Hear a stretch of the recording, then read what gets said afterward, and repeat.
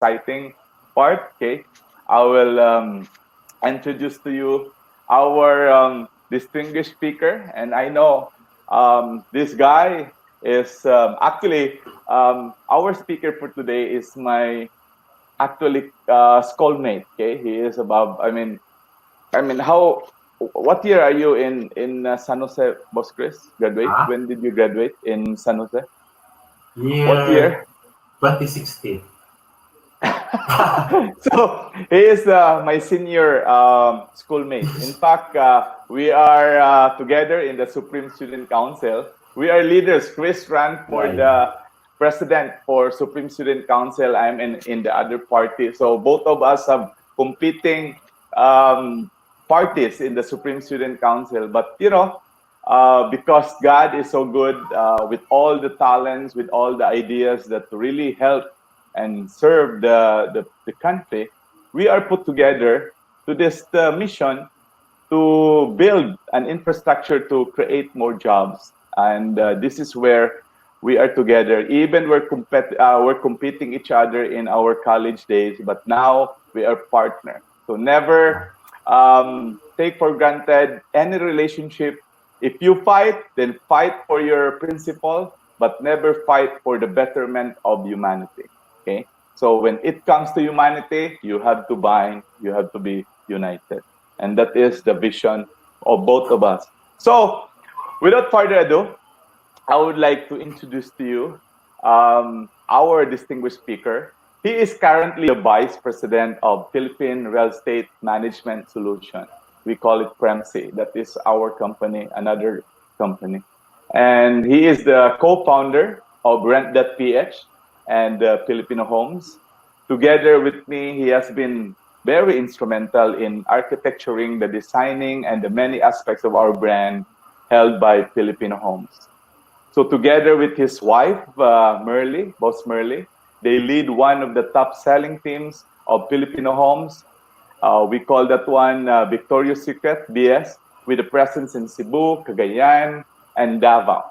So he also writes for the Freeman and Philippine Star since 1999 as a business columnist with several hundreds of articles to his credit.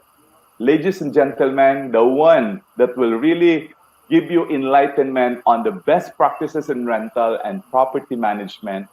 So can you please give a round of applause to our boss, my partner, my friend, my good friend, who is always in our side with Filipino Homes, Boss Chris Malasarte. Boss, Boss, welcome. yeah, thank you very much, Boss Tonton. It's a pleasure to be here in another webinar. And to be honest, I am very, very appreciative of the effort of Filipino Homes, especially with the formation of the Filipino Homes Institute of Real Estate.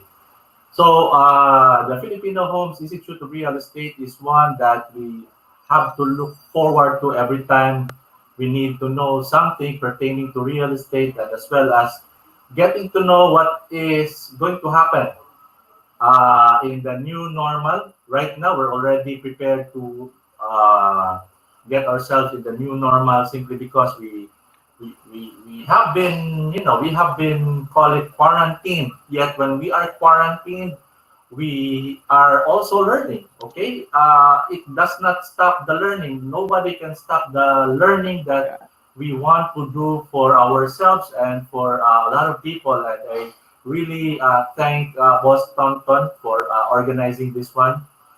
Had it not for the, for the fire, people would have, would have been aimless at this point in time. At least every now and then we get to have a lot of activities. As a matter of fact, the activities that we have here is very much different because every day we get to see seminars, PKS, online. So we have ongoing learning. Okay, so as we meet the new normal, we still are able to make it big.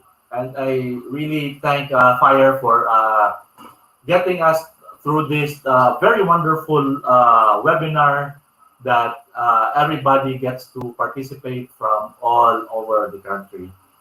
And so, I think, do I have to begin my presentation, Boston, or do we need Yes. to say Yeah. something? Yeah. Your presentation is now up. Okay. So, wait. Okay.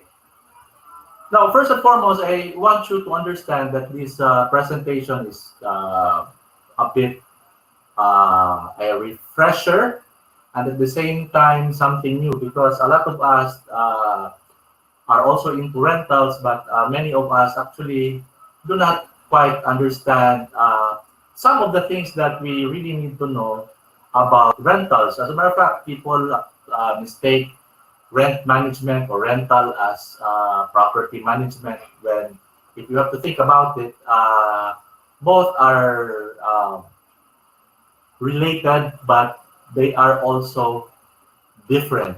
Okay, so first and foremost, let's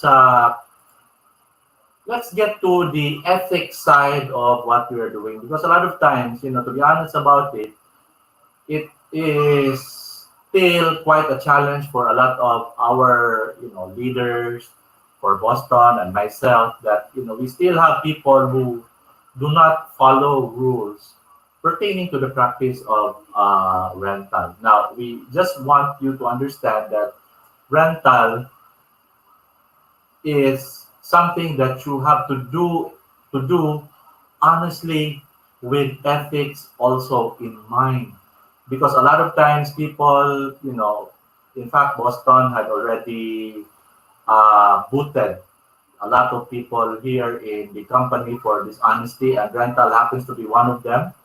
Okay, so people get to be so dishonest with the rental transactions that, thinking that they will not be found. But eventually, we will find out. So what I'm trying to say is this, okay, all the time, Filipino Homes has been trying to tell every one of us to be reminded of the ethics behind what we do, not just only in property selling, but also in rent. Okay, so let me get to it one by one. Okay, first and foremost, please post your rental listings on Filipino Homes website, because we've seen a lot of people right now who do not post their rental listings on the website. You really have to know, okay, I want you to know that when you post your listings on our website, it gives you an added edge because people will see your listings. Do not keep your listings to yourself. Do not go underground, because a lot of times in the past we already terminated people who went underground with their listings. They try to promote it elsewhere without letting us know. So we want you to understand that one way or another, Filipino Homes will really find out. Okay, so I invite everyone to really be honest about their listings. They have to post it in our website, especially there in Filipino Homes. Now, okay, I want you to get to know the honor code. Okay, this honor code that we have is already very much familiar. As a matter of fact, it's something that we have to, it's something that is more or less common sense, okay? So, but then again, we have to be reminded that not many people really put this honor code in their hearts. Okay, I just want you to also understand that this honor code actually comes from our policy. We already have a written policy pertaining to not only brokerage but also in rent. Okay, but in essence, okay, the reason why I'm putting up this honor code right now is because this forms part of what we do in terms of our understanding of the business insofar as integrity is concerned. Okay, this has something to do with our integrity as a person. This has something to do with the integrity also of the company itself. We want you to understand that our business can only thrive and prosper if we are honest enough to keep up with this honor code. Okay, this honor code is something that we have already in our policy. I'm just trying to encapsulate it in bullets right now. So as I've said, you have to disclose your rental transaction. A lot of times people actually, they do not disclose their rental transaction, especially when it comes to the amount of rent that that they have closed. So many times, they overstate it for the sake of getting an award. Some also understate their transaction in order to get more from their commission. Okay, we want you to understand this is really very, very foul. Okay, so here we're doing good business. We're trying to keep our integrity intact so that people can trust you. People can trust the company. So we want you to really make an honest disclosure about your rental transactions. Secondly, I want you to also disclose your listing, which I mentioned earlier, that you don't have to go underground, okay? Because a lot of people, actually, I've seen a lot of people, even up to this time, we just terminated someone, Tonton just terminated someone for putting a listing outside of Filipino homes. They're trying to create a website in which, or a page in which they put all their listings there. They do not put their face, they do not put Filipino homes. So they want to corner the business all by themselves. They don't want to disclose it because they just want to get the most out of the transaction if and when that listing is rented out. Okay, so I hope you understand that we need to disclose our listing as well. So we have to put that on our website on Filipino Homes. Okay, so another thing, we have our prohibition against piracy of rental listing and client. So for many times we have issues on piracy of listing. When we say piracy, we call it gisubmarino ang listing, okay? They bypass the original listing agent and then they list it for themselves. They own it for themselves. They also pirate clients. So we don't want that to happen in our company, and we don't want that practice also to happen to a lot of our members. So it's important to really take note of this one. We have been repeating this policy all the time. We have echoed this many, many times. I hope you will take it also by heart.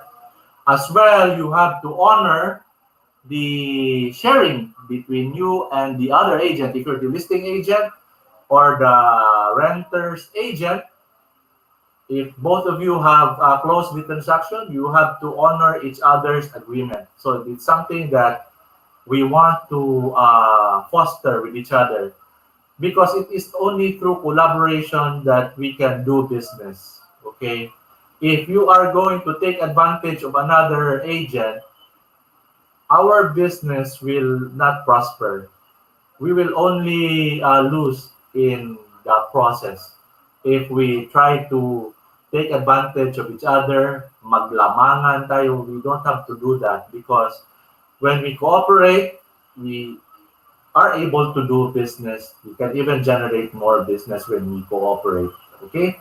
So we have to have a trustworthy network. What we want to happen in our company is we want to build a trustworthy network for all of us to be able to do business with each other without fear or without having to worry about our transaction.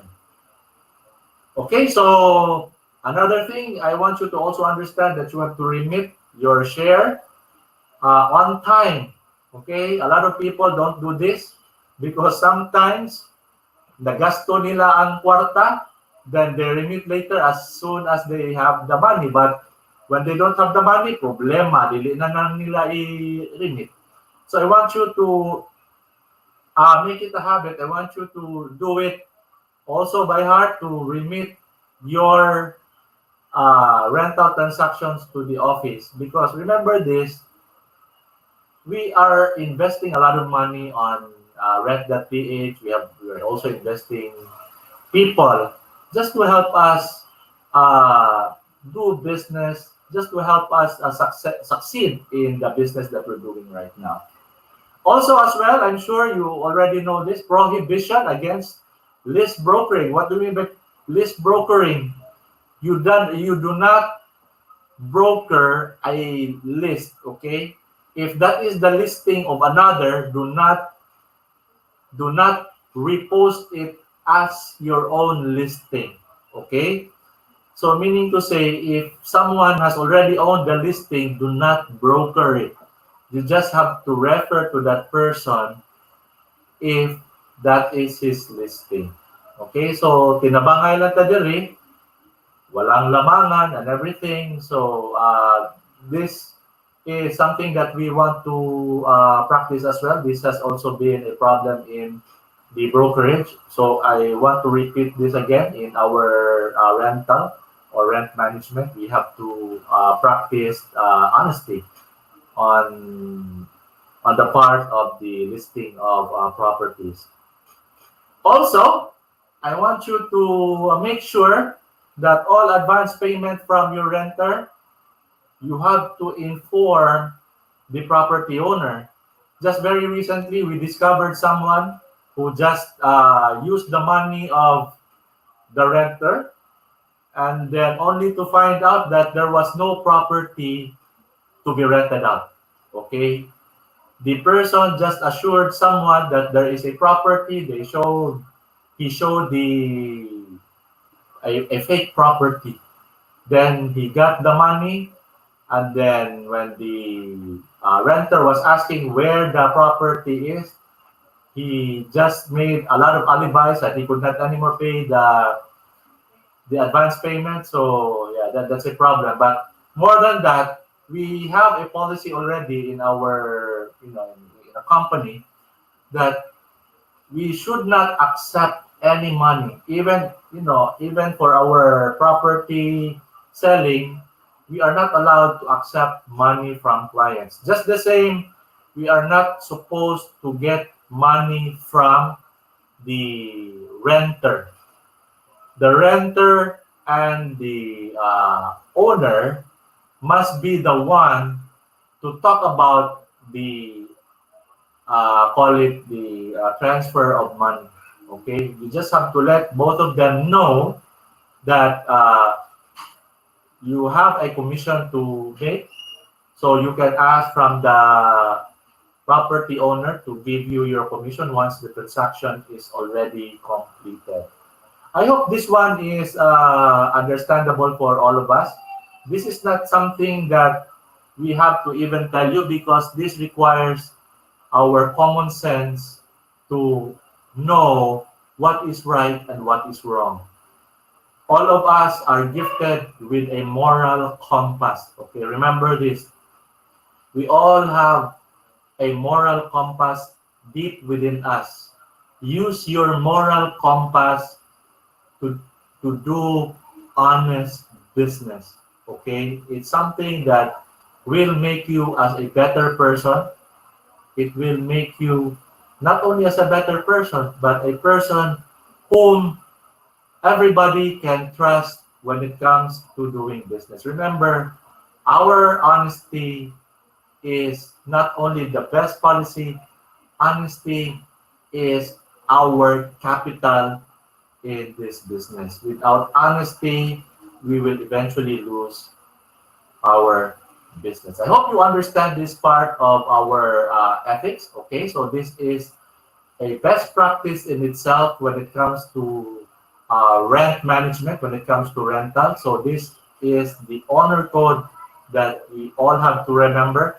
Keep a copy of this one. You can take a screenshot of this honor code so that you will be reminded all the time that it is something that we want to foster and to promote in our business. Okay, so we now move to the next part. I hope you understand everything on the honor code that we just presented. Now, the second part of this presentation is we need to understand rent management and property management.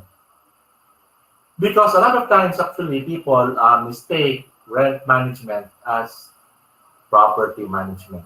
Okay, both are related, as I have mentioned. Both are related, but they are not the same.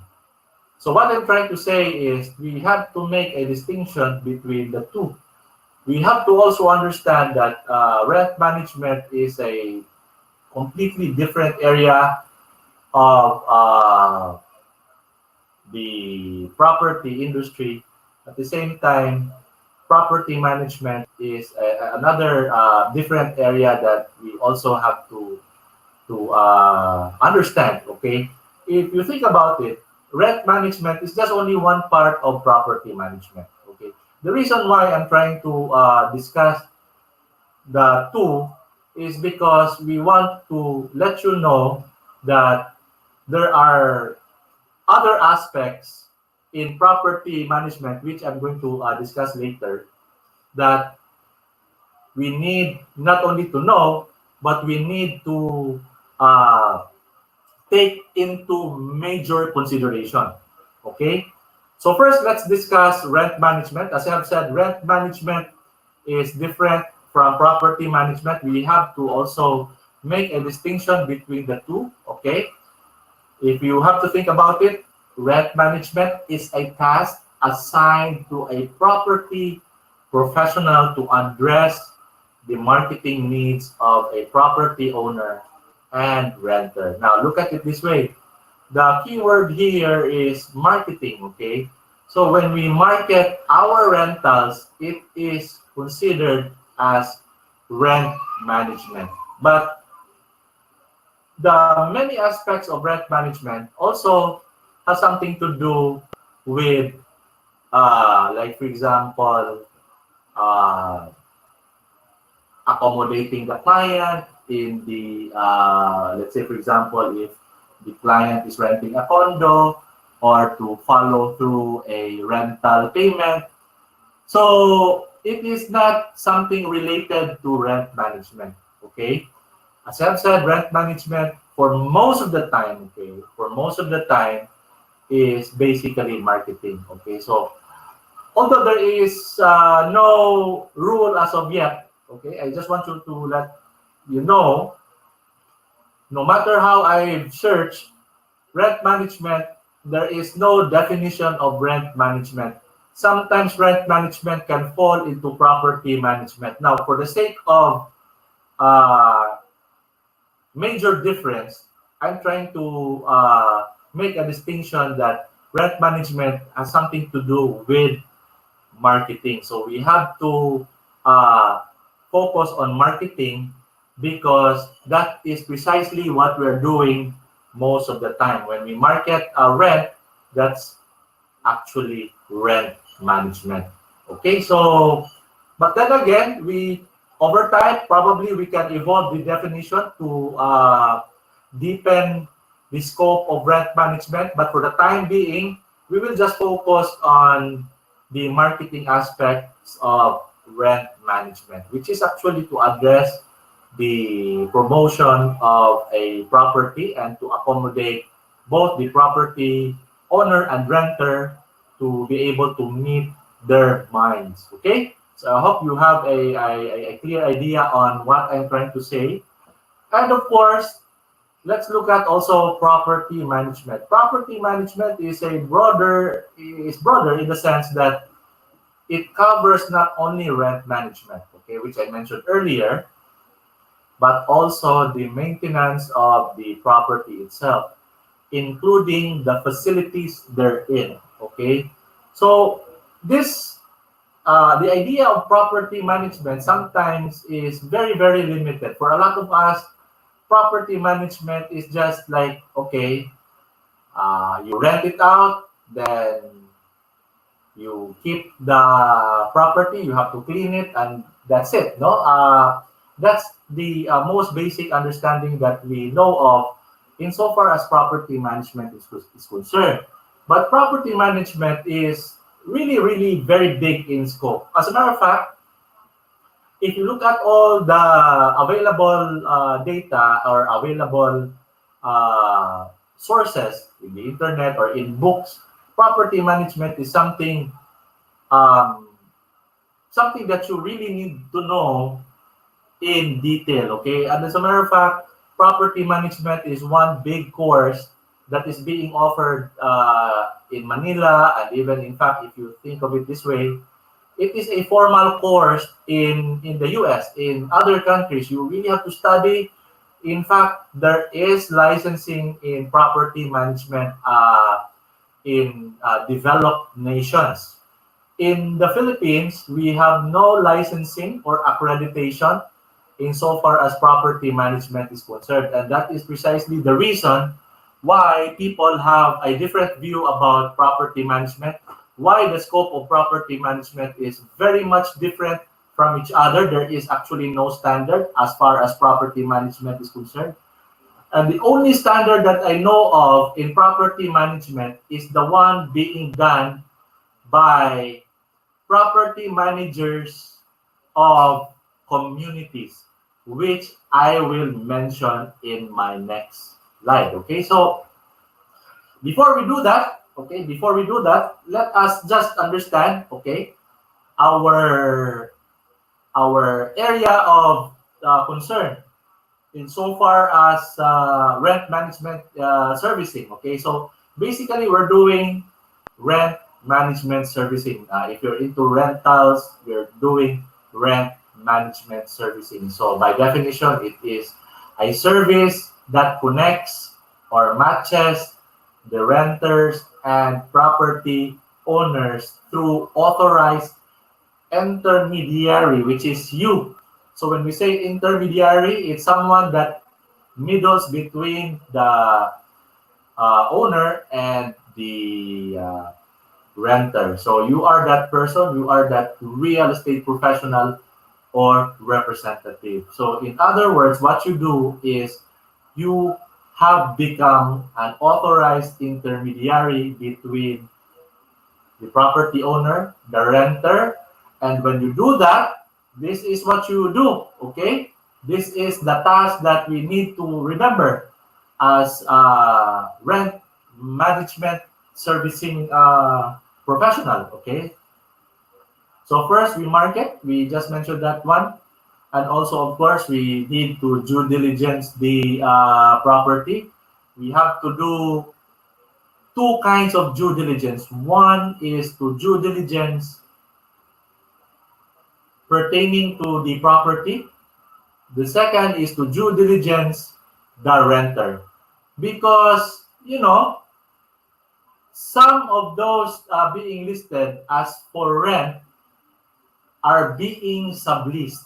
Okay, this is some of the examples that we have encountered in rent.ph. Okay, some of the properties are being subleased, which are not authorized by the original property owner. Now, when that happens, it's a breach of contract between the owner and the one who subleases the property. So there are really times that the owner and the person who subleases it, there are times that in the contract it says that they are not allowed to sublease a property. Okay, so you just have to make sure that the property that you are listing does not breach any contract. Okay, so you have to also make sure that the property owner or the owner of the house or an office, you have to make sure that the person can also be trusted, because at times we have received feedback that these people actually are also dishonest. Sometimes they ask for advance payment, then another advance payment, which is actually also a breach of contract. For those who already have a record of breach of contract, especially property owners, do not list them. Okay, do not encourage those people who are dishonest. So this due diligence that I'm talking about is the due diligence on your part pertaining to the property that you are listing or pertaining to the property that you are offering for rent. Now, we have to also remember that we also due diligence the renter, because there are times that the renter can be unscrupulous. There are renters who at first are very kind. They seem to be very trustworthy, but in the end, they break the. They do not care about the property. They stole or they steal the contents of the property. So what I'm trying to say is that every time you make a due diligence on the renter, you have to make sure that you get the right information about the renter, you get their ID, you get their passport, all those identifications, because the moment something happens inside that property, you, the representative, will be liable for referring a renter of dubious character. Okay, dubious character. Okay, what I'm trying to say, make sure that the renter is also trustworthy, because sometimes the property can be used in illegal activities. We have already seen that in the past. A lot of those agents who fall victims to these unscrupulous renters, they use the property for cyber sex, they use the property for gambling, and all sorts of things. And another thing that we just encountered last 2 months ago, all the contents of the property were destroyed. And then the renter just went away. Some of the contents of the property like the television set is already gone, and many of the items of the property are also gone. So we have to make sure that we can always run after those clients who are, who try to take advantage of a property that is being rented. So we have to make sure that you have all the contact information of the person that is renting. You have to make sure that the renter is trustworthy. And also, of course, if you want to rent out a property, you have to have an authority, because this is usually the problem that we encounter between agents, because agents who list a property do not have an authority. So what do we mean by authority? If you are familiar with brokerage, di ba, we are given an authority to sell. In our case, we have a rent agency and promotions agreement, which I'm going to mention later. So this rent agency and promotions agreement is the one that I drafted for you to be protected, at the same time be given an authority to market and represent the property to the renter. Because in the absence of any authority, anyone can just list the property. Okay, anyone can just own the property, and it becomes a problem later if someone owns the listing. Okay, if the listing is being owned by another and you have no documentation that you also own the listing, so it becomes a problem for not only for the agents but also for the company, because we don't want to really get into trouble of solving issues about who owns the listing. And precisely the reason why we have an authority to sell in brokerage and a RAPA, the Rent Agency and Promotions Agreement in rental, is because we want to keep our relationship clear and transparent between the owner and between or among the agents that we deal with. Okay? And also, of course, professionalism is very important. When we say professionalism, you have to be able to respond to the client right away. You have to be very honest with the client as well. So professionalism is something that is a common sense to all of us. You have to properly represent the company. You have to properly represent yourself. You have to properly represent the property owner and the renter. Okay, so it's something that you have to keep in mind, that all of these call it circle or participants in the rent cycle, or in the rent call it business. Okay, you have to keep your professionalism intact. Okay, so I want you to also make sure that we try to be as very clear to everyone, the parties involved in the rent, professionally, be very clear, presentation of the property and everything. Okay, I hope this is also very clear to you. Now, this is what I'm trying to tell you earlier. We need to have we call it the RAPA, okay? The Rent Agency and Promotions Agreement. So when we say Rent Agency and Promotions Agreement, this is your authority in a way to represent the property owner. Okay, so we have that on our website in the Terrier Realty. You can actually download it. Also, at the same time, when you do basic due diligence, excuse me, you have to inspect the property and know the terms of rent. Sometimes an agent does not know the terms of rent, and it can be a cause of conflict because the agent does not read the contract.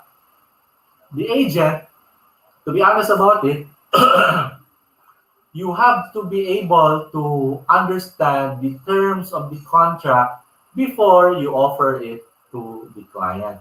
Because a lot of times, we just only want to hear what the property owner tells us. Okay, if the property owner tells us, hey, the contract says that you have to put 2 months advance, 1 month deposit, then that's it. No, a lot of times we only get them to know the terms of payment and all, but we don't know also what is actually spelled out in the contract, because sometimes the property or the renter does not know, because as soon as he signs the contract, he just only discovers that the contract says that no pets allowed. So if you do not know that the contract that pets are not allowed, then it can be a problem. Okay?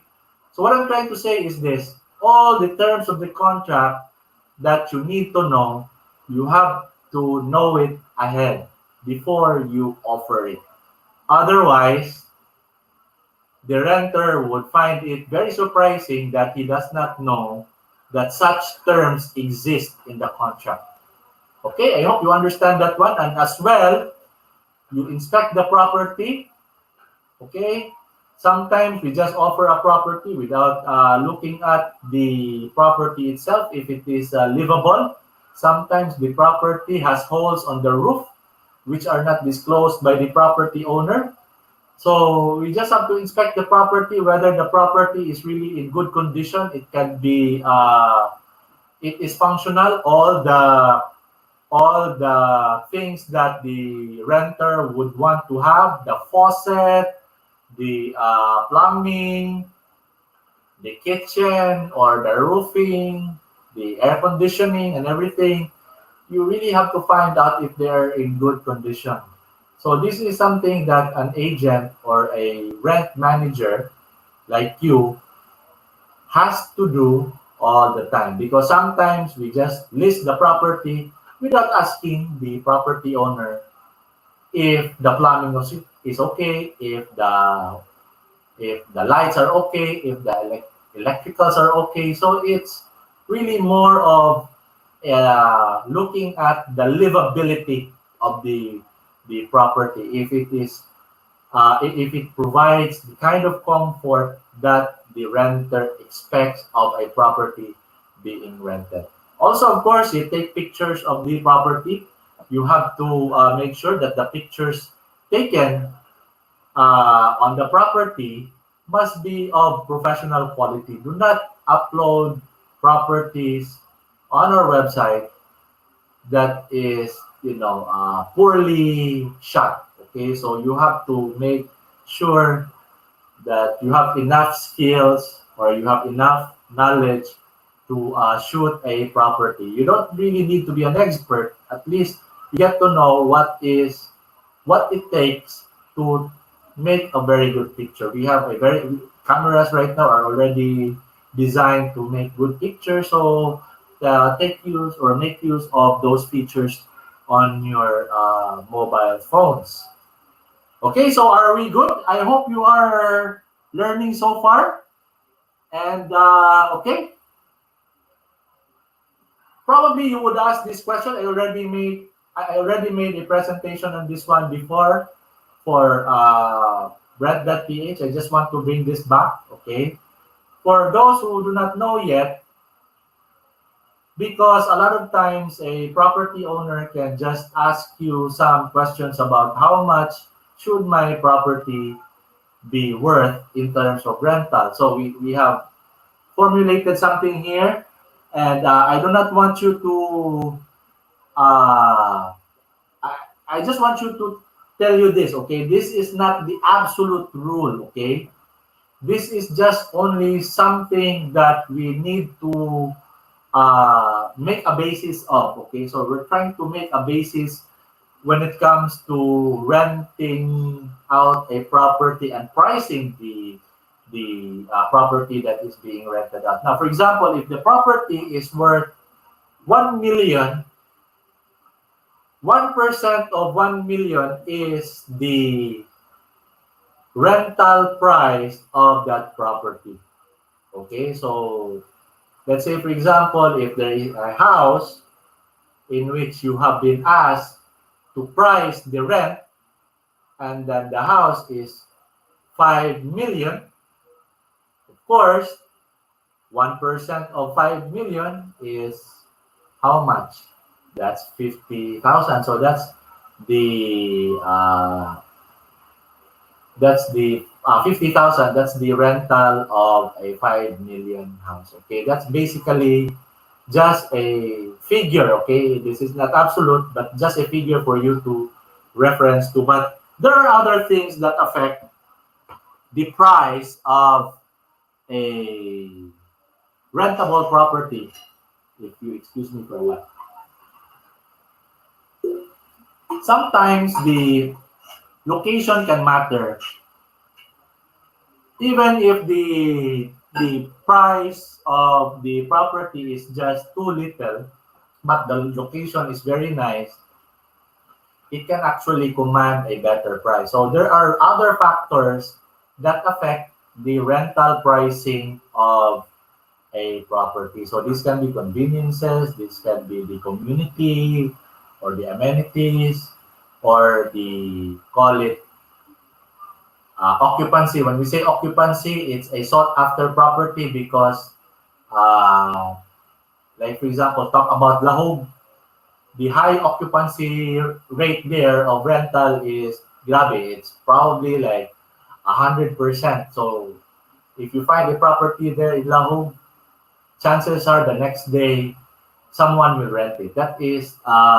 That's what I'm trying to say about occupancy, meaning to say the location of a property is very well sought after, that at any given time, once it is offered, it can be rented out so quickly.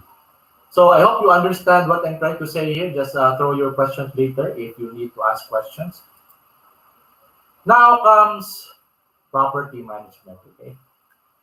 So as I have pointed out earlier, property management is a very broad subject.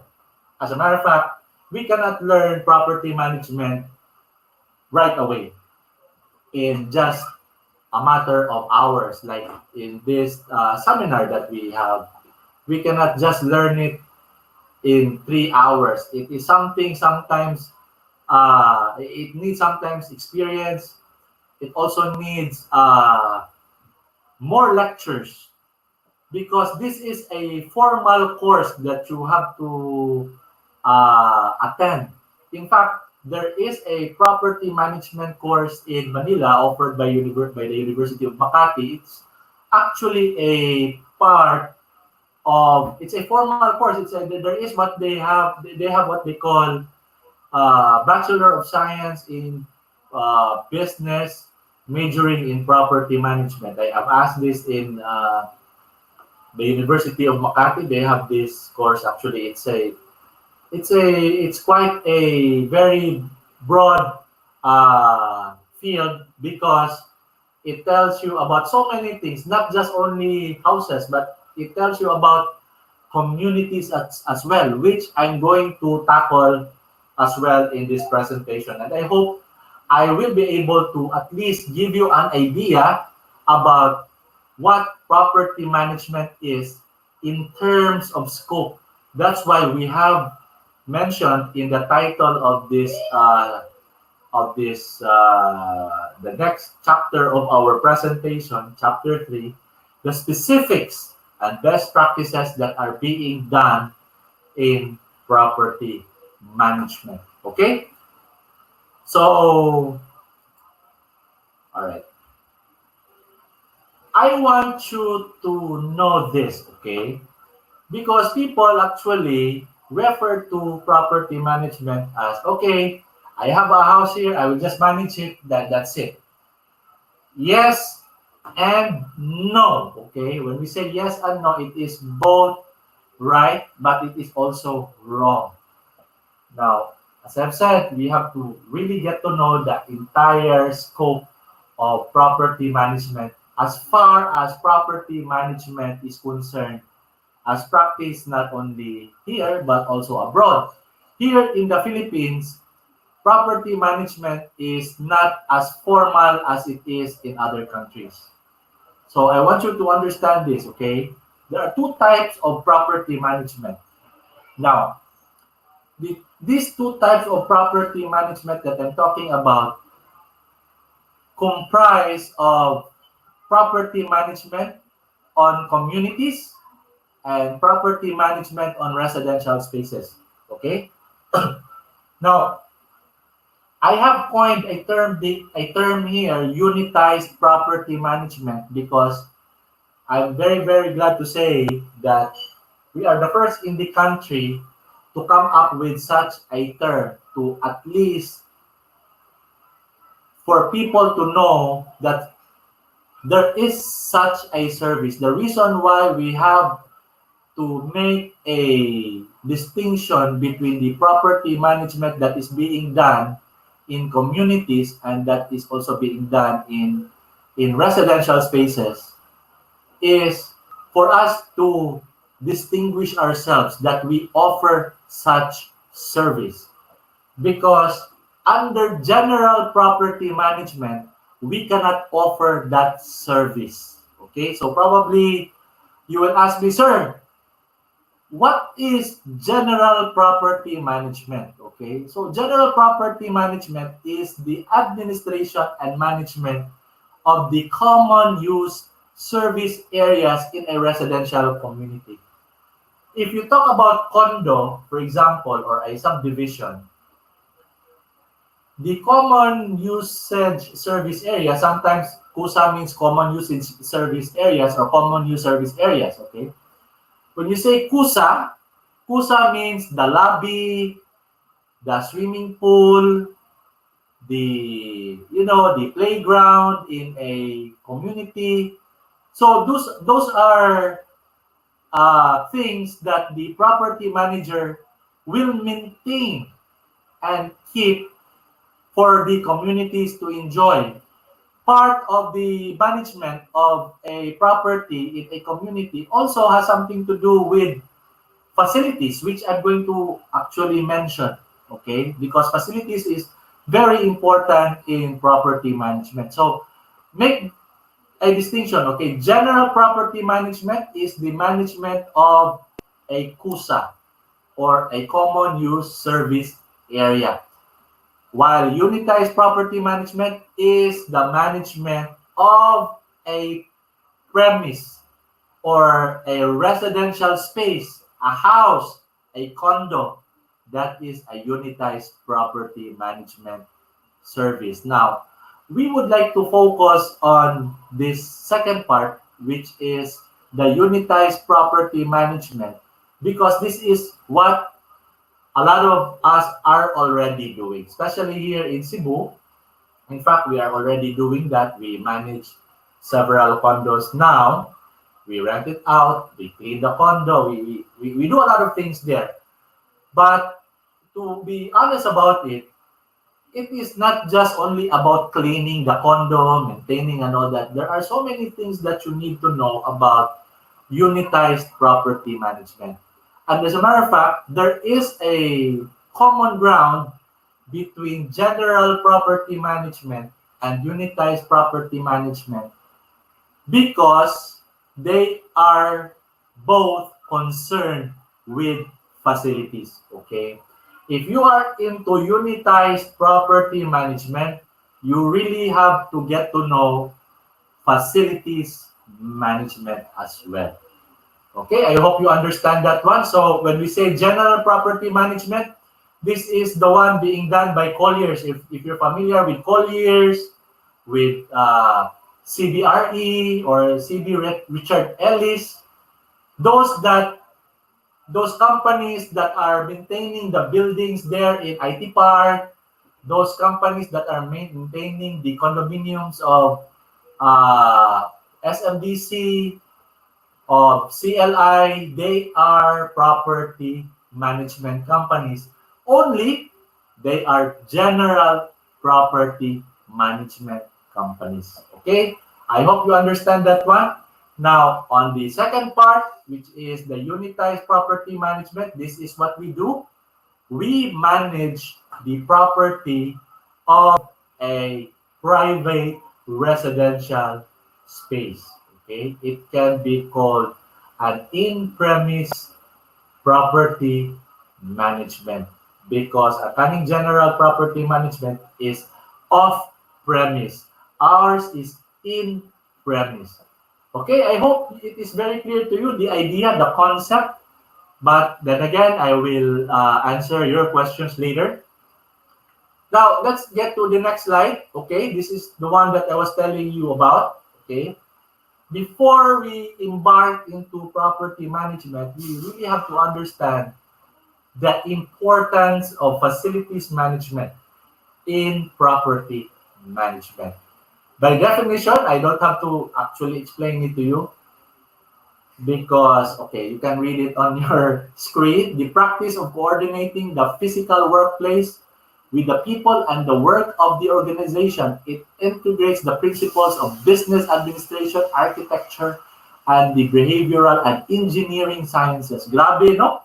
The definition of a facilities management is a very broad definition. It is, if I were to read that one, it is, wow, very overwhelming. Because facilities management is crucial to maintaining the property. It involves many things. It involves accounting. It involves understanding the architecture of the building. This is what the general property management companies are doing. They have facilities manager to make sure that the facilities are okay all the time. They maintain the facilities, the elevators, the electricals, and the garden, and all of those things that are in a condominium or in a residential community, so that these facilities or amenities can be enjoyed by the community themselves.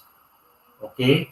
So, in property management, if you apply it in property management, it really has something to do with you being the facilities manager. You're not just only a property manager. manager, you are also a facilities manager if you are into property management. Because property management, if you are going to be very strict about it, it involves not only rent, it involves accounting, it involves marketing, it involves customer service, legal, and security concerns. So this is actually something that all of us should know. But of course, I cannot discuss all of these things to you right now. I just want you to get an insight what it takes to become a good property manager. Okay, so you have to know accounting because you have to monitor the rent, you have to monitor the call it the expenses in the property that you are managing. So it's not just rentals alone. In a property management service that you're going to do, a lot of things really come into play when it comes to property management. And I hope it's something that you have to bear in mind because it's really a part of our job if we really want to become a property manager, which we will become in the future because our goal here in Filipino homes is for all of us to be trained how to become property managers. It has always been our goal that we will be able to understand property management in terms of its larger scope. Okay, so this is something that we look forward to, this facilities management. Okay, so sometimes it takes a lot of seminars for us to really understand how to understand facilities management. If you think about it, if you are an engineering person, facilities management is one whole semester of study in civil engineering. If you're a civil engineer, if you're taking civil engineering, facilities management is a one semester course. Now, as I've said, we cannot do this all at once in one webinar alone. So we need to have more seminars on facilities management. Okay, I hope you understand by far.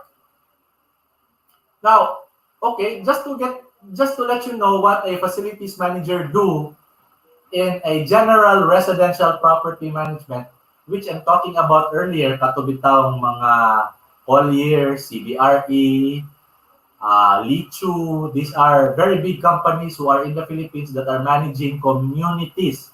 So you just look at the scope of work that they're doing right now, no?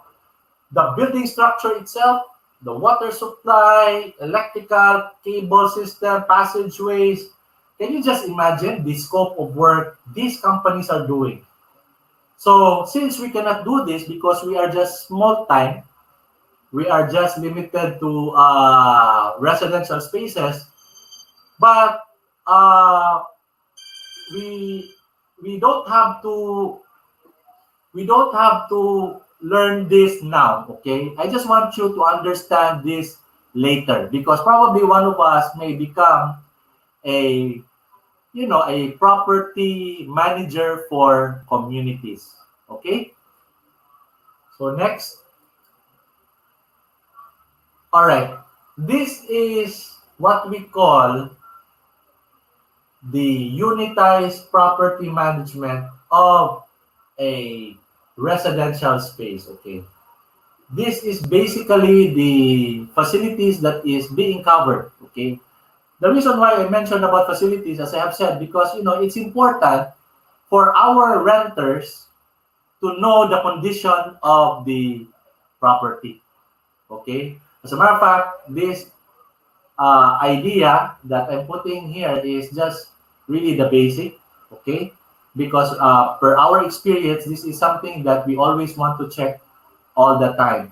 Okay, so you look at the rooms, the beddings, the lightings, and everything. So this is what a unitized property manager does if they are servicing a property owner.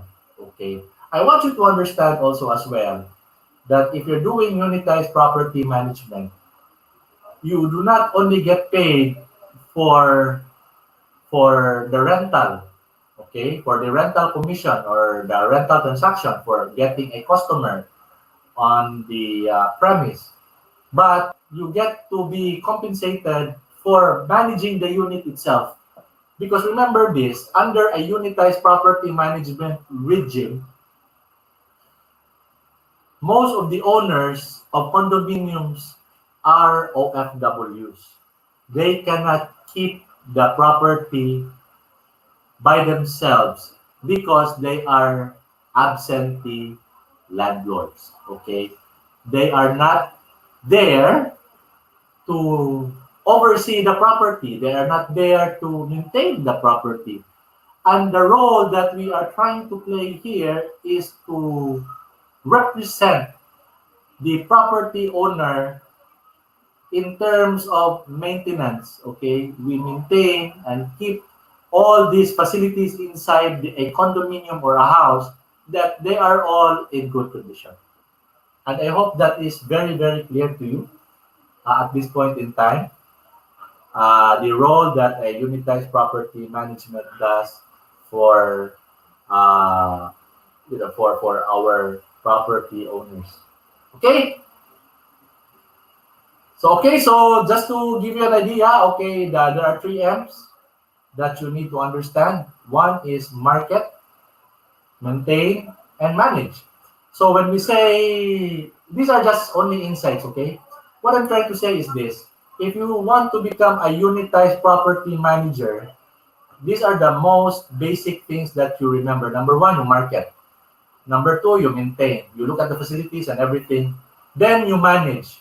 When we say you manage the renter, you manage the accounts, the rentals and everything. So that's basically the 3 things that you have to bear in mind the whole time. Okay? So, okay, now, as I have mentioned earlier, the unitized property management is something that we are already doing. A lot of our agents are already doing this one. So, just keep in mind the 3 things, okay?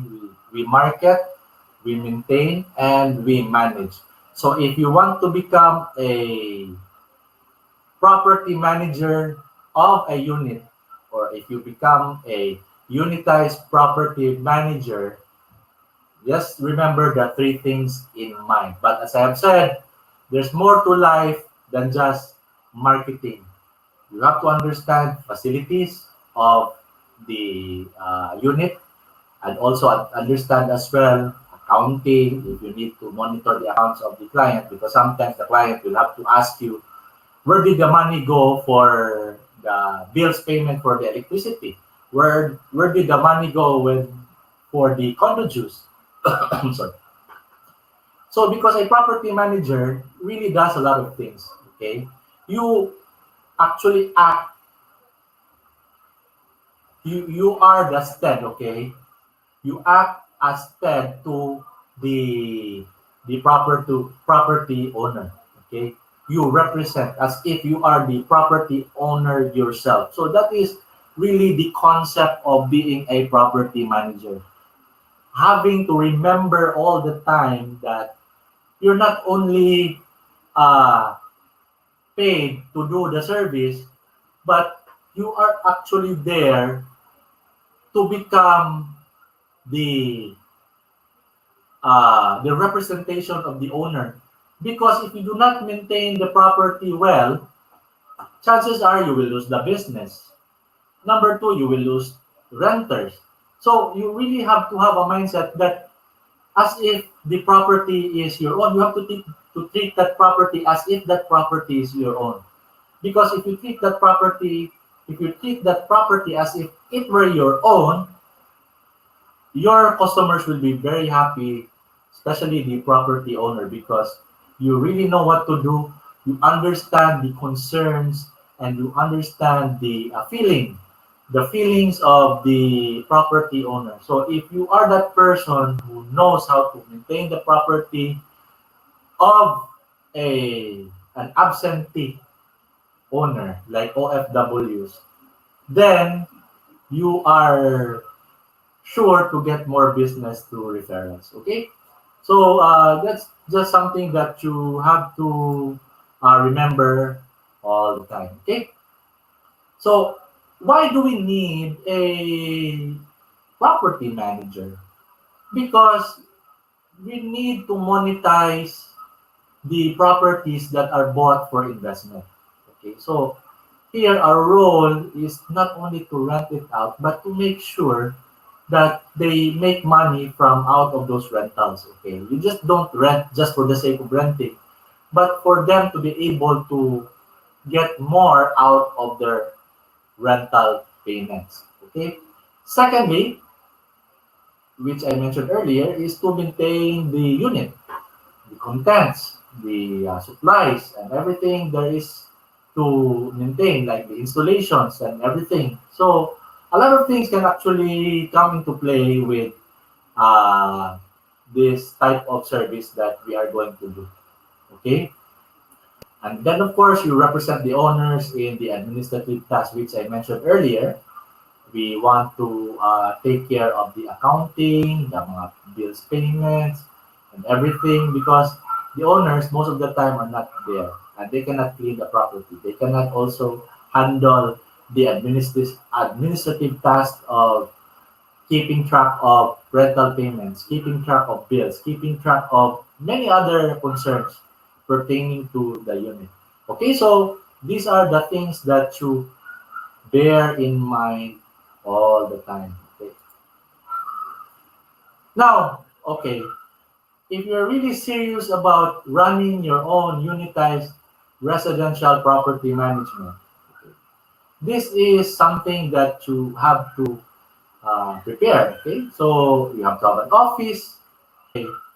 If you're really serious about running your own unitized residential property management, okay, this is something that you have to prepare. Okay, so you have to have an office for to especially if you already have a number of condominium units. Remember this, okay? I just want you to make a good look at the future of property management because property management in the future, if you think about it, we already have a lot of condominiums that are currently being worked out. Okay, so many pre-selling condos that have been offered.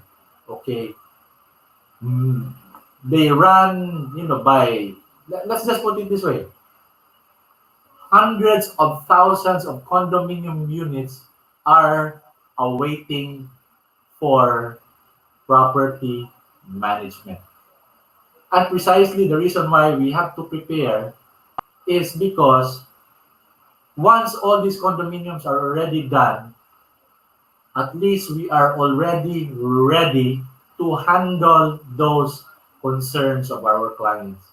So just to let you know, this is what we are doing right now, especially Azela is actually doing this. Okay, they have an office, they have people who can do the monitoring of the unit. You have housekeeping equipment. If you look at Azela right now, dato na samot si Azela, she is already a very rich kid because she already has a cleaning company, CleanMate, a partner of Filipino Homes. They have housekeeping equipment, but more than just housekeeping, you have to have maintenance tools because what if you need to, fix the, let's just put it this way, you need to fix the plumbing. So who is going to fix it?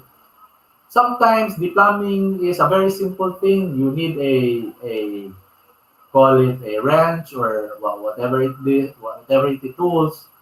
So sometimes you need basic tools as well, but also storage to keep all these equipment, supplies. So what are these supplies? Toothbrush, because in property management, especially as practiced today, there are short-term property management schemes that are being done. Like, for example, those that are being enrolled in Airbnb, and especially those that are enrolled also in other rental websites or short-staying websites.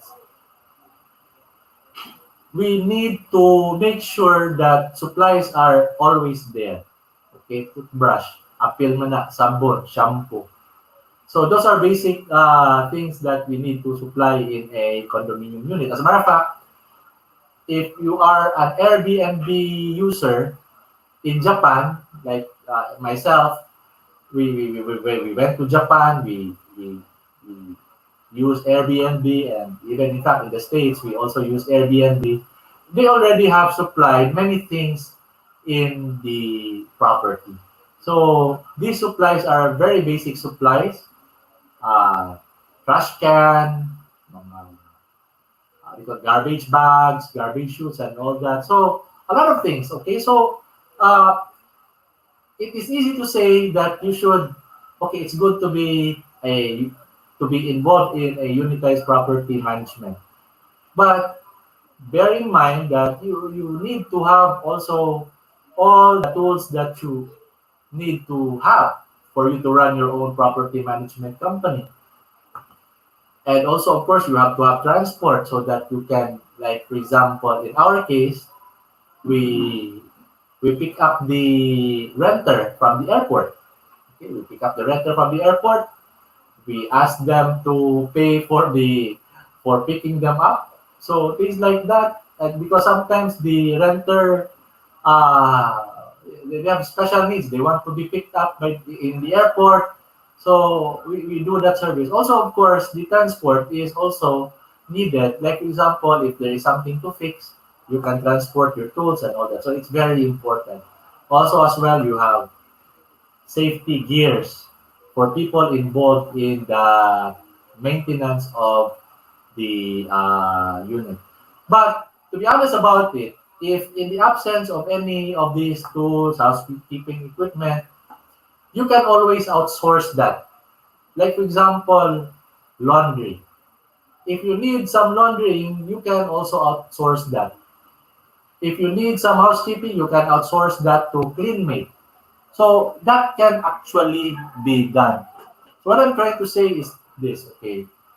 You have to make sure that what I'm telling you now, things that you need to keep your business running, you have to have those basic support facilities. Okay? So there may be other facilities that you will need, but these are just some of the things that I think at the moment are the most important from what I know, because this is still a very evolving business right now. We do not know yet what are the other needs that may come in the future. So you have to have backroom support. Okay, this I mentioned earlier. You have to have an office, so the office can be made as a warehouse. So you need to have people who can manage the account, especially if you already have a lot of condos to manage. So you need really someone to take care of the accounts, recording, and everything. So these are just some of the basic things that you need to know or to have. Okay, so surveillance cameras, these are also very important, especially if the area is security, para dili kawaton, para di ba? So everything that these are just some of the proposed, okay? You may not need some of them, but these are just some of the proposed things that you should have for a backroom support. Okay? Firefighting equipment and all that. Okay. Remember this: if you are into property management, if you keep all those mga chemicals inside your warehouse, it could be flammable. Some of them could be flammable and all that. So you need to be prepared for that. Okay. Also, of course, you have to have people. Okay, you have to have staff. people who will market your listing. So people who will market your listing are, in fact, our very own. Okay, if you have a lot of listings, you can invite our agents in the network who can do rent management. Okay, so by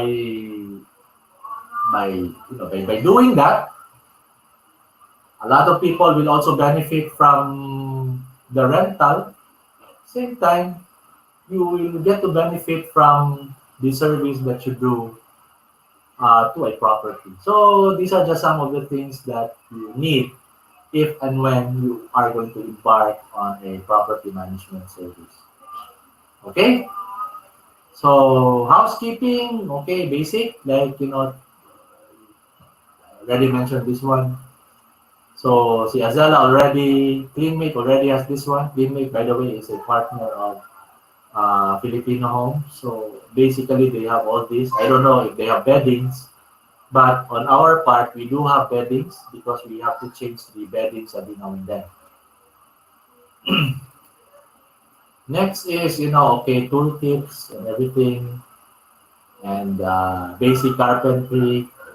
So these are just some of the basic tools that you need. Supplies, okay, toiletries, beddings, towels, waste, trash bags. So you will need this one, okay. I'm just telling you this because these are just basic or common supplies that you will have to keep in your warehouse if you have a warehouse. So once in a while you have to replenish them, especially if you have new renters. Okay, storage, everything. So very, very basic. I don't need to tell you what they are. So this one may be necessary to pick up clients. You may probably need a delivery car, pickup car. So okay, so yeah, just to let you know some of the things that you may need in a residential property management. Okay, your client may need this IP camera, or if the CCTV is already provided, then you don't have to have IP camera, but whatever it is. So just some of the things that, yeah, okay. This one, guest logbook. Every time you have a guest in a property that you have rented, you have to have a logbook. Okay, so when they have checked in and when they have checked out, so that the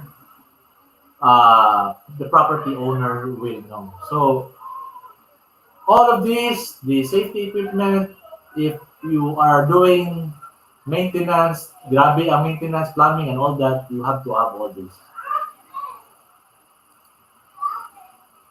Also,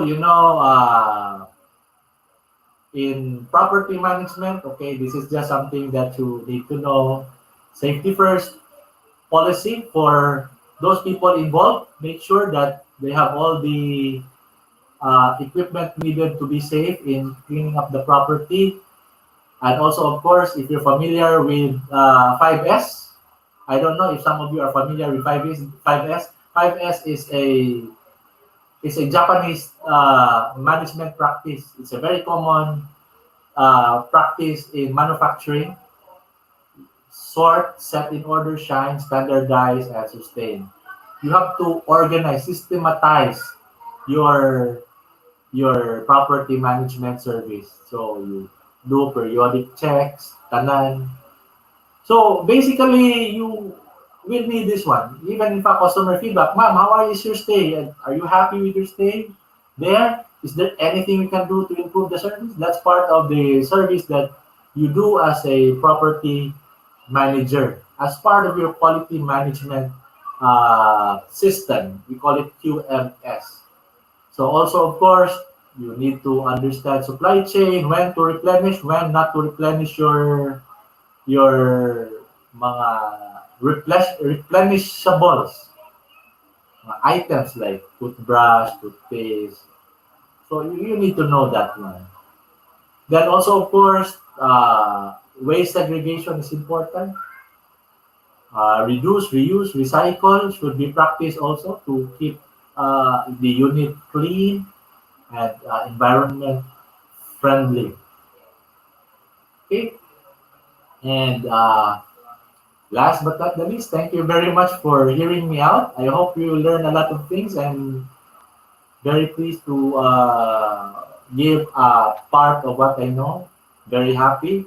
It's just only a part of what I know. There may be other things that we really need to know, but I hope you learn something from my humble presentation, and I hope everyone will be able to use this in the future. Boston, I think I'm done. I don't know if we need to say something. So there's a lot of questions. Anyway, we can interact on these questions. Okay, so one of the questions is, what if the owner will say that no need to sign an authority to rent as long as there will be property to will be rented? So what shall we do? So meaning katong mga most of the agents, most of the kanang property owners, but they don't sign, and they just tell the agent, you just get a client, I will not sign. We don't have RAPA agreement. Okay. Yeah. First and foremost, the reason why owners do not want to sign an agreement because a lot of our agents do not explain the nature of our rent agency and promotions agreement. Many of these clients think or are afraid that, hey, I may be liable. But if you just only need to explain them the reason why we have this RAPA, it's very simple. One is to tell the client, ma'am, the obligation of me as an agent is to market your properties.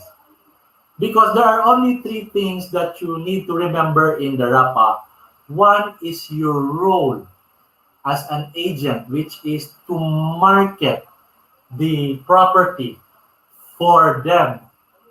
Second, your scope of work in the marketing, that you do not guarantee that you can get a client. Okay, so number three is your compensation. These are the only things that you need to, ma'am, you don't have to worry about signing because the RAPA only says about our scope of work. We do not guarantee clients. Number three, we spell out our compensation here, which is 1 month of 1 year's rent.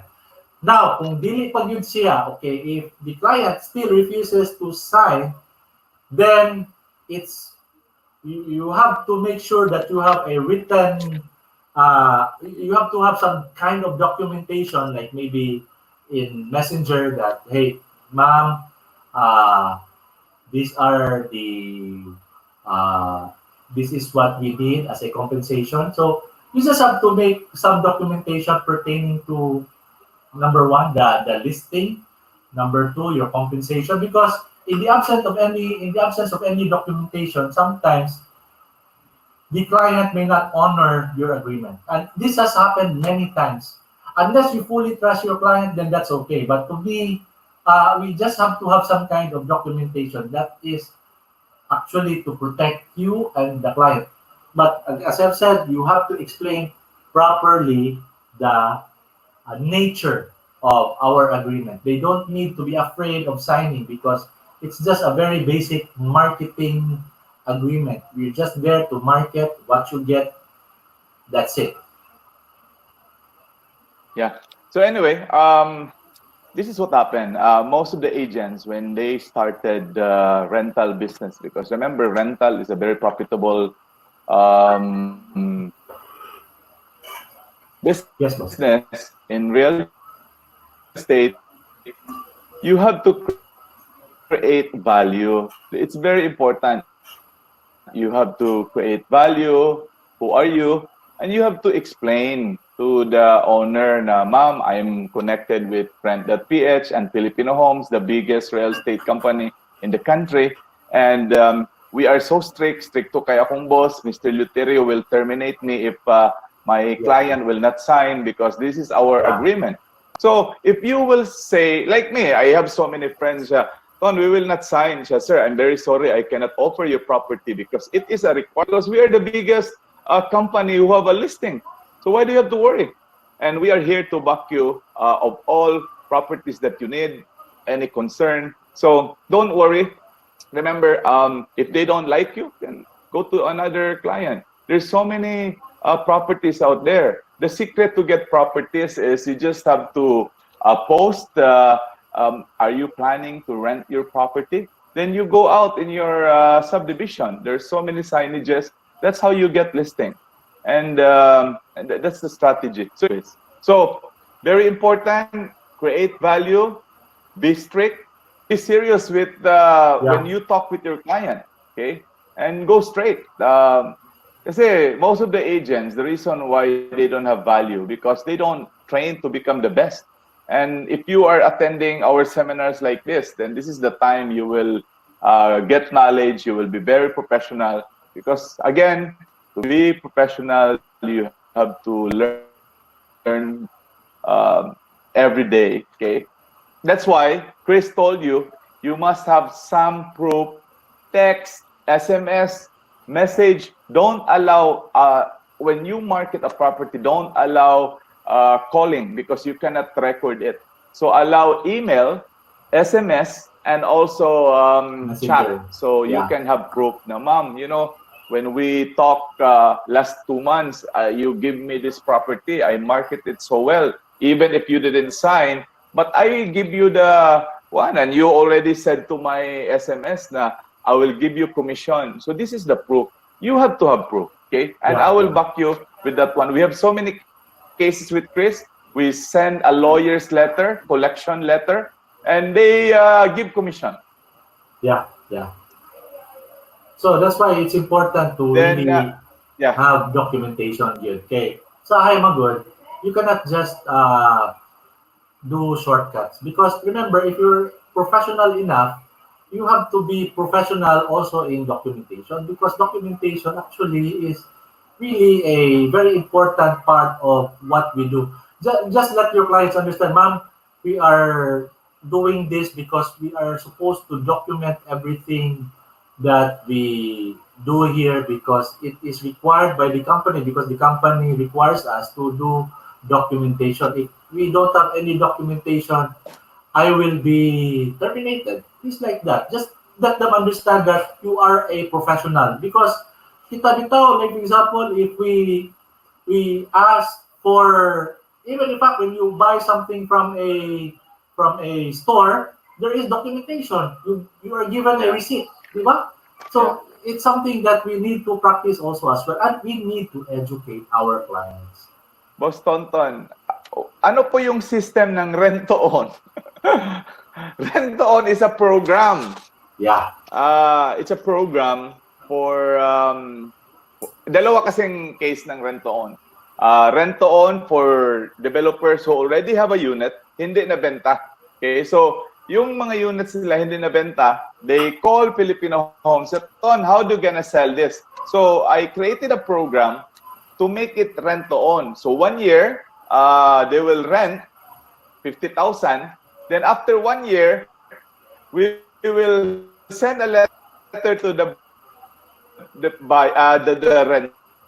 rentee. Na do you want to proceed because the amount you paid for 1 year will be was this absorbed as your payment of the whole house. And since most of the owner man, when they started to fill the house for 1 year, they don't want to live. So that is a program, rent to own 1 year. And there are some owners also na they don't need money. They have a house of 2 million. Instead of renting out, they're gonna sell. Then they just collect a rent to own program. So they just pay 50,000 until unit will be fully paid, and that's a program. Okay, so and just the same, having a property bought. Okay, if you buy a property in SM or in Sibulan Master, you pay the equity. Now you will be paying the bank amortization. It's just like rent to own. They Yeah, just yeah. change the term.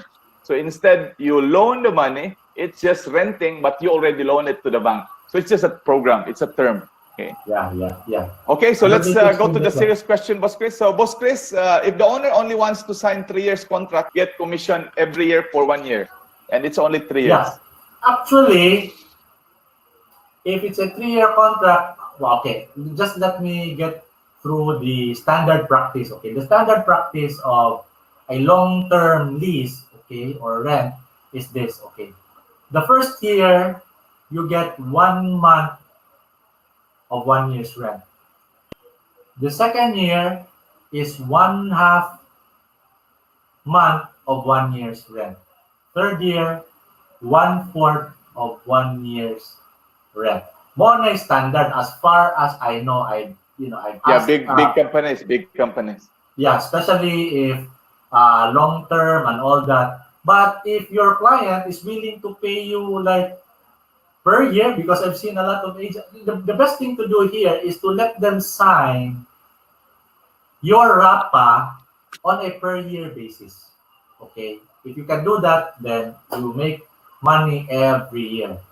Or maybe you can negotiate with your client na, ma'am, since I'm going to support your client also during the duration of his stay, I think it's best that you allow me to be given a compensation also for the years that they are going to rent. Okay, so it's just really a matter of negotiating, but there is really a standard right now, which I know from Cuervo. Cuervo actually is another property management company. When I asked them about those things, the one that I mentioned you, first year full, second year half, third year 1/4. That's what Cuervo is saying. Yeah. So, another thing, okay, just to give you an information, when we started Rent.ph in 2013, we get so many experience and we collected this experience and we give this to everybody. But remember, this training is only 1 hour. We can have 10 hours training on best practices, how to manage, how to convince sellers and property owners to get your deal. Okay, so most of the owners, they will say na, Ton, sige, I have a property, I want to rent it out. The amount of the property is 30,000 a month. So supposed to be, if you're an agent, you will earn 30,000 every year. Now, they will always ask you, Chaton, will I have to pay you 30,000 every year? And I will always say, yes, ma'am, because I will take care of the person who will be renting to your house. That's the best answer. Because the problem, ma'am, there's so many properties today. Nanindot kayo, there are so many properties that are even better in your better house, better bodega, better condo, but I will protect you so you will not lose money. And the problem, ma'am, is I give you an example. So this is how you do it. I have so many friends. They have signage for rent house. Okay. Then I called up, sir, how many months are you putting up signage in that building? In about 6 months na. So how much is your unit? 50,000. So you lose already 300,000. So I always go to this position. If I'm a good agent, I'll tell them, sir, Filipino Homes and Rent.ph will help you. This is the best opportunity that we can partner. And I am here to help you. Remember, if you're an agent, don't beg. This is the problem. We always beg. We are in the positive side. They need our help. So this is how you say it. Mom, Our boss, Mr. Luterio, and Boss Chris told me to help you.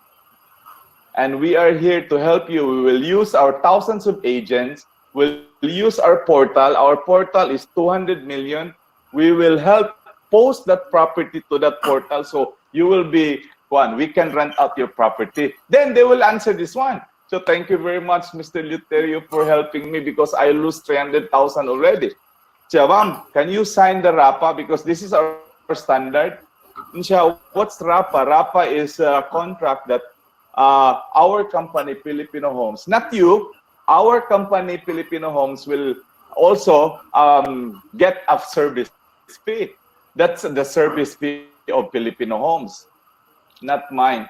So they will always say, sige, I'll sign the TRAPA. So, when they see that it is yearly, then they say, Chaton, I have to pay yearly. I say, yes, ma'am, because at least you're losing 300,000 now. Why not just lose? And they will sign. That's how you counteract right away na you don't know even your answer. So that's the reason why you're attending here, to know the secret of negotiating.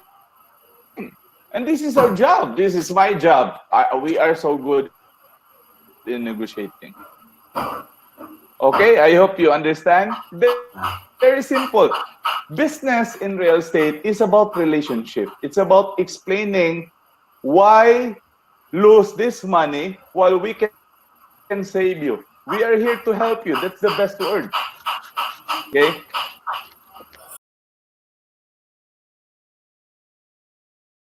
The owner can market their property, but believe me, if you're an owner, you don't have a time to market your property. You need team, you need network. Okay? Yeah. It's not easy to market property, believe me. You cannot even market your listing. Diba? Yeah. Yeah, anyway, I'll just try, choose what's the best question that everybody have to understand. How about the renter na nisibat, sir? Renter nga What's nisibat. your opinion with that, Chris? Nisibat. They rent out but nisibat. And that's the reason the deposit is very important, di ba? Yeah. So if the renter has gone away, so the deposit you can Yeah, default renter na nisibat. diba? What's your opinion na? Yeah. The deposit will have to be confiscated, but kung nisibat siya for, like, for example, it already had happened that a renter has stolen some contents, so you have to run after the person. And precisely the reason why I was telling you earlier is the due diligence, because to be honest about it, it's very difficult to just okay, it's so easy to just get a renter, but one thing that is actually missing is the part of getting to know the person who is renting. You have to have some documentation, passport, and everything, so that you will be able to run after the person. Because, as I have said, we can never be too sure who we are dealing with. At least at the outset, you get to know, okay, whether this person is honest or not. But if he is not honest, at least we have a passport information about the person. Then we can always blacklist the person. If he is in the Philippines, we can report it to the police and all that.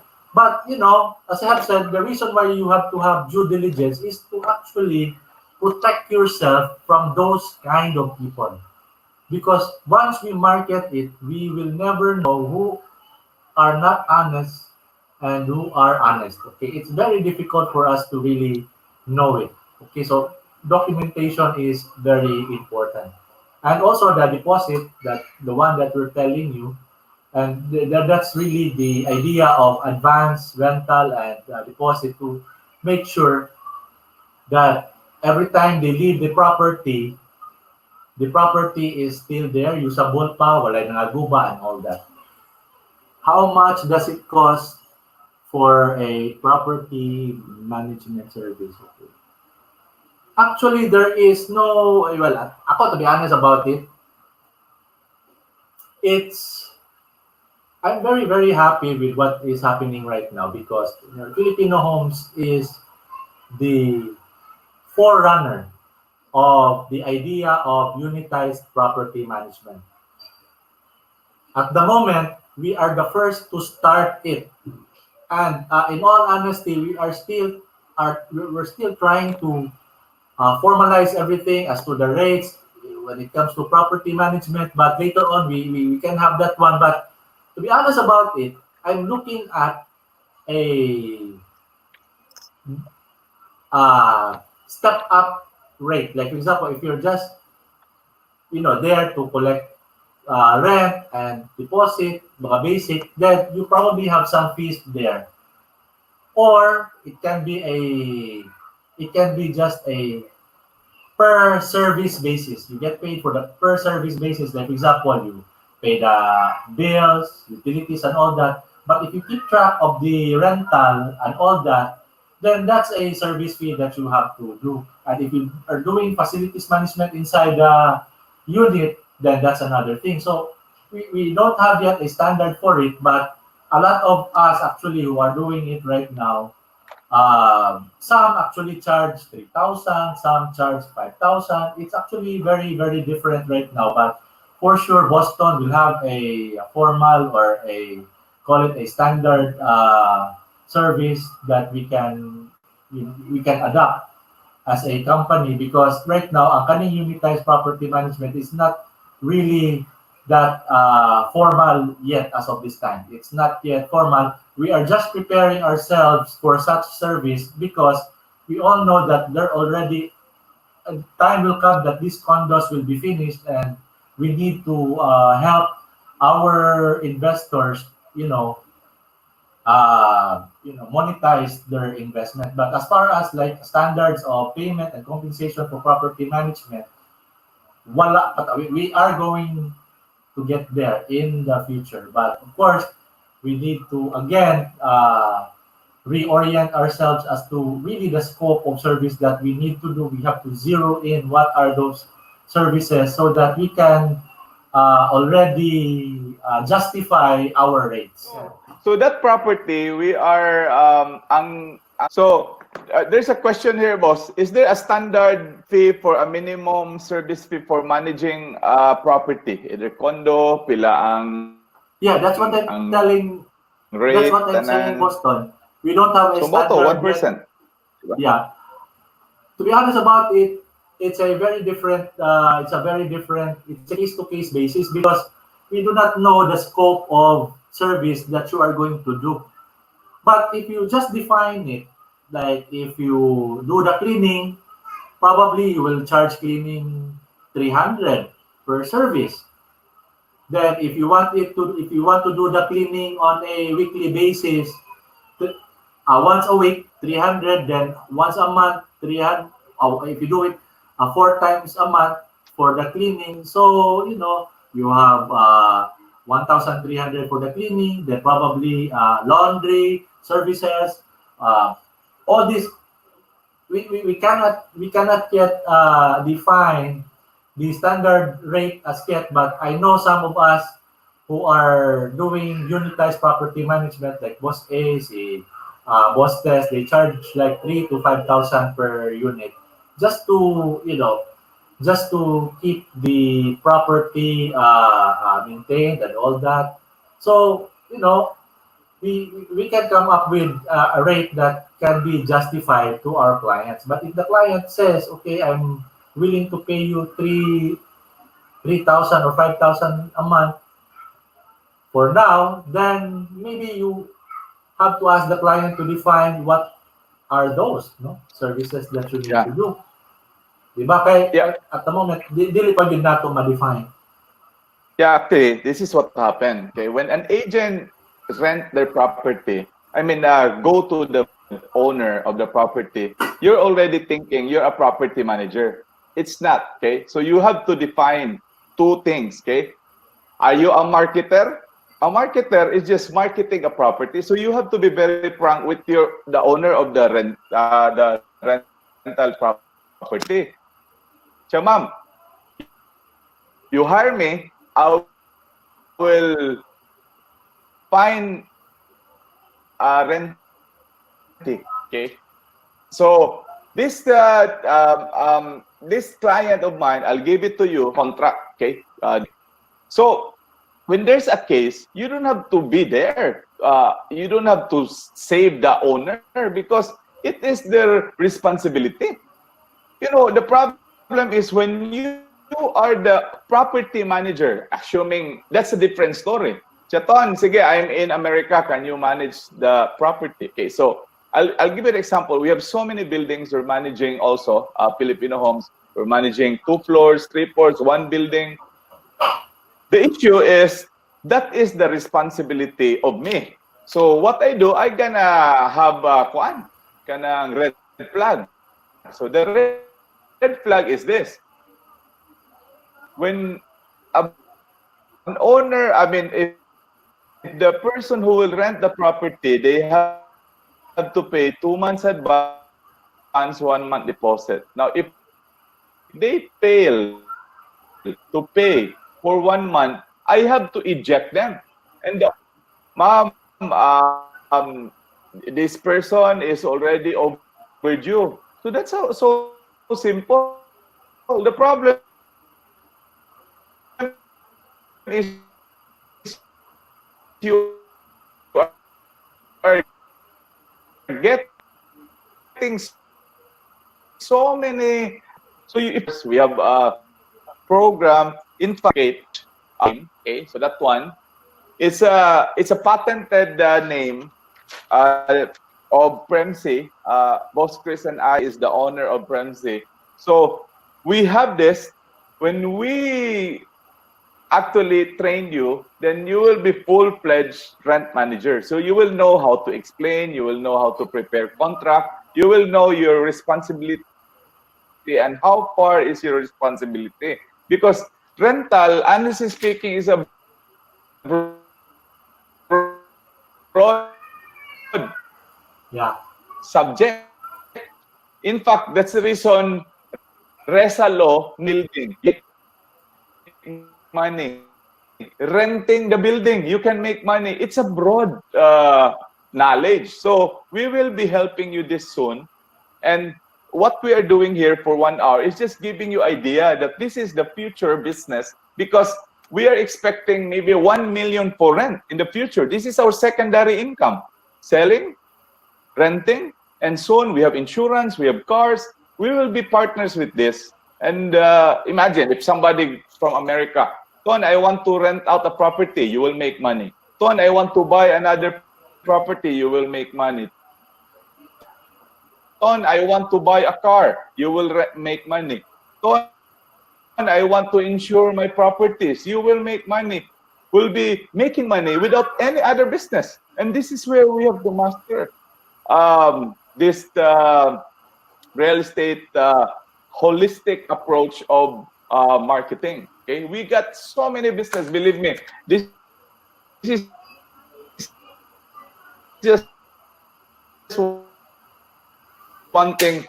Okay, so we have to answer some of the questions, okay, since everybody are here now. Okay. Yeah. When we approach a unit owner, Boss Chris, we have to be clear on the definition of service. Correct. Yes. Definition of service, scope of work. You have to really, you have to be very frank to them. Now, ma'am, are you hiring me as your property manager?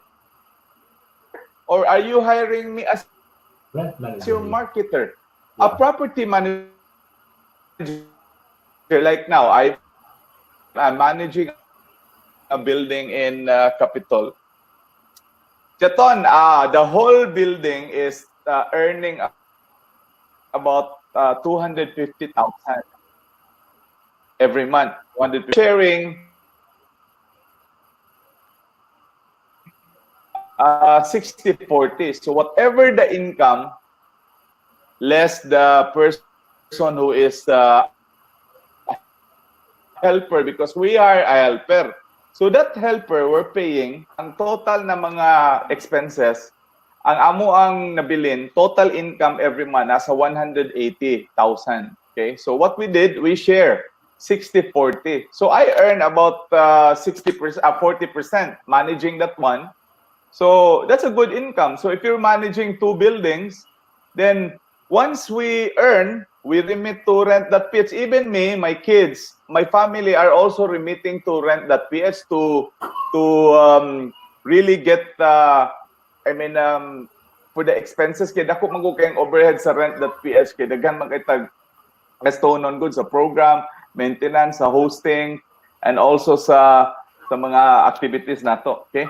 So, Okay, let me just go through some of the questions na lang myself. How much is the lawful advance payment of as part of the requirements in a residential house or condo unit for long-term rental? For long-term rental, actually, it really depends between the owner and the renter. There are times that the rate can be negotiated where the advance rental can be just 1 month, sometimes 2 months. But as a standard, the advanced rental can be like 2 months advance and 1 month deposit. That's actually the common. There is no law which sets the standard for advance payments or deposit. But typically, as I have said, it's 2 months advance, 1 month deposit. That's really the practice now. But it can be negotiated because it's just really a matter of stipulating it in the contract. Yeah. So you will really make money, so much money, dili kita madato sa rental. Okay? Now, there's a question ganina, guwapo kayo na question. If the owner daw, if the agent of Filipino Homes posted a property that is already that in Filipino Homes, then no ATS, boss. That no ATS. Now, this another agent approached another owner and asked for ATS. So who is really the one or the prescribed owner good of that listing? Magresbitaray na lang ta. Yeah. In that case, this is just only my opinion. The one who secured the ATS or the RAPA should be given more weight. Why? Because how come the other one was not able to get it and the other one was able to get it? So, it only shows that the one that does not have the ATS is not really doing his job properly. This is just only my opinion. So, as I have said, we have to really document everything that we do, because if an absence of any documentation, it will be a cause of conflict. Like, for example, if he already has posted it and he does not have any documentation for it, how do we know that he was really authorized? We have no way of knowing that the person has been authorized by the property owner. So what if the property owner would deny the one who listed it first? Okay, I don't know her. I did not grant her any authority to represent me.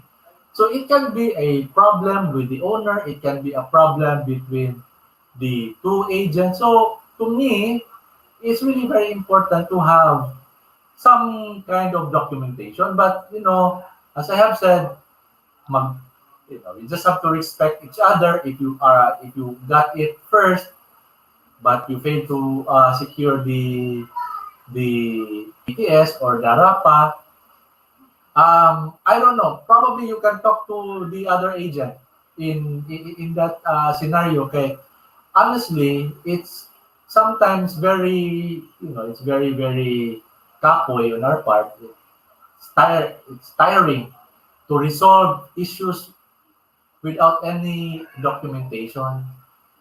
So ako, to my mind, those persons who have done some documentation are the ones who are doing things right. Okay, they're doing things correctly, the proper way of soliciting listings. That's just my opinion. Anyway, I would like to wrap up so many questions, but at least you will understand. Now, number one, a lot of people are asking, how much is the standard rent of a unit? Okay, remember, it varies. Why? Yeah. Because the problem in the Philippines, every owner have their own standard. That is wrong. Okay. Now, what is really exciting, I created a software now for you. Okay. That is now in Filipino Homes and Rent.ph, that we will detect per building how much is the allowable rent. So how do I get the analytics for that? We have AI, artificial intelligence, the first artificial intelligence in the Philippines. So every building we will click. When you click the building, we know already how many for rent there. So we will analyze and we will give you a solution, a result that this is the rent of a studio, a rent of a 1 bedroom, and a rent of 2 bedroom. And we will submit this report to the owner. Now, ma'am, in Ramos Tower, the average rent there, because we have 60 units managing 60 units there, the average studio unit there is 20,000 per month. So at least the owner will be very happy because you have the data. That is the secret to business. Data is king, and Filipino Homes have the most property posted. And the nice thing with Filipino Homes today, per subdivision, segregated per building. So if you ask me now, Sir Ton, what is the average rent in UP Lahog? I know already. So you just asked us, I'll give you an idea. And the average increase, we don't know. Because remember, Philippines is an emerging country. What means that we are still studying in the process. It's a progressive. But honestly speaking, the future in the real estate industry will be with Filipino Homes. We will control how we can give the best price for rent and the best price per square meter in the future. So we are working with that, and it's already solved. And believe it or not, we just have to respect. The secret here is respect. If you find a property from another agent, don't go to the owner. Help that person. Mo nang sikreto. Ayaw mo pag greedy diri. If you will be greedy here with Filipino Homes, I will terminate you 100%. We have to respect. And if you have a property, help out your property. Bye, I have a property for rent. 3 properties for rent in Lahog. Help me. That's the secret. If you have problems, go to me. I'll solve that one. That's not an issue. Okay? So we will be helping here. We will make money. I have agents now making 100, 200,000 in rent, and Boss Chris will be training you. So this is not the best time to answer all of those questions, but this is the best time to tell you that we are prepared for the disruption in the real estate industry. Okay, so I'll just wrap up. Chris, do you have any parting words before we will finish this session? Yeah. Again, once again, I would like to thank Filipino Homes for organizing this one.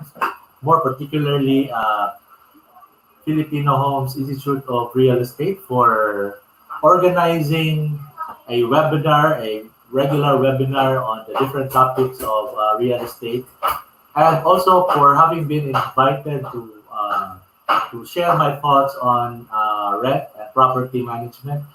And I hope everyone here, especially at this time of in this rough time, I just want you to get yourself composed. Do not be depressed. It's good to be depressed once in a while, but do not wallow in depression the whole time, because we cannot move if we think about it so hard. So what we're going to do right now is to use our time at home to learn something new. Okay, and I thank God for Filipino Homes for keeping us in touch with each other. In spite of what's going on right now, we're always connected with each other. We have a family to connect with, to do still business while we're at home.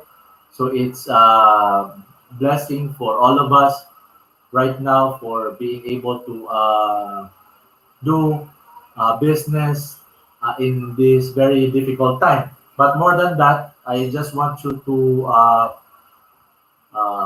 Again, pray for enlightenment. Okay, pray for guidance that whatever we do uh, under the new normal, we are guided by by the right actions, by the right principles, but by the right by the right frame of mind, which is moral, ethical, and everything. And you just have to keep on praying for enlightenment. We may not be able to solve this problem right away, but I'm sure many of us will really make it through after this pandemic. And with that thought, I pray to God that everyone will be safe, everyone will be productive, and we can continue to move forward with peace of mind and happiness as well. Wow. So, thank you very much, Boss Chris. So, as the saying goes, the most successful people in the world understand that they must continuously learn to be successful. For us to live life to the fullest, we must continually look for ways to improve. And that's the reason why we're here. We are one family.